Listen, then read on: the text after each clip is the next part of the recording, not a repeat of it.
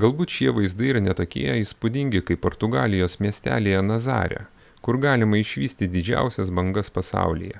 Tačiau ištikimi jūrai klaipėdiečiai ir miesto svečiai žino, ką reikia veikti savaitgalį, kuomet vienas iš 4 vėjų, tas, kuris smarkiausiai pučia iš vakarų, siautėja mūsų uostamiestyje.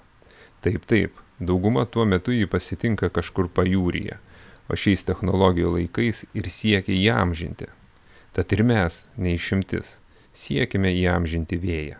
O jeigu jums neteko pabuvoti šį savaitgalį akistatoje su vėju ir jūros bangomis, kažkur prie Baltijos krantų, tai mes parodysime, kaip tai galėjo atrodyti.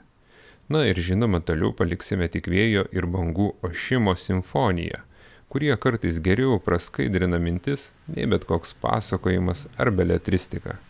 Tik nepamirškite savo patiktukų, komentarų ir šio kanalo prenumeratos. O jums ir mums, kaip tiems vėjo porininkams, buriuotojams, palinkėsime gero vėjo.